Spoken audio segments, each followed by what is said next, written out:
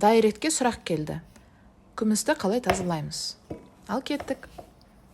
Бізге паста қажет, мақта және де су.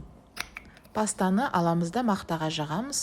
Қажет болса, мақтаны сулап алсаңыз да болады. Мына аметисттен жасалған сақинада қараңыз, күмісі онша қарайған жоқ. Ал мына екіншісі қарайған. Осыны тазалап көрейік. Кейбір әшекейдің бұрыштарына ішіне кірмей жатса, щетканы қолданса болады. Щеткамен қолдануға болады, осындай жай металдың беті тегіс болатын болса. Ал тас болатын болса, ол түсіп қалуы мүмкін. Сондықтан мата мен мақтаны қолданамыз. Күміс әдемі әшекей бұйым ғана емес, иесін қорғайтын тұмар, диагноз қоюшы, тіпті емші де бола алады.